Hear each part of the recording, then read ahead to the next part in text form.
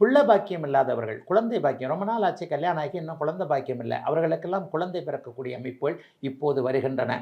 ஏற்கனவே பிறந்திருக்கின்ற சிறு குழந்தைகள்ட்ட ஏதாவது குறை இருக்குமோ அப்படிங்கிற சந்தேகம். குழந்தை பேசல, குழந்தை நடக்கல, குழந்தைகள்ட்ட ஏதோ ஒரு குறை இருக்குது, குழந்தை படிப்பு சரியாக வரல, ஸ்கூலுக்கு போக மாட்டேன்றது, எப்போ பார்த்தாலும் செல்ஃபோனை பார்த்துக்கிட்டு இருக்கு. இந்த மாதிரியான அந்தந்த குழந்தைகளுடைய வயதிற்கேற்றாற் போல கவலைகளை கொண்டிருக்கக்கூடிய ரிஷபராசிக்கார மாதரசிகள், மகளிர்கள், சகோதரிகள் அனைவருக்குமே குழந்தைகளால் ஒரு சந்தோஷம் வரக்கூடிய அமைப்புகளும் இப்போது உண்டு.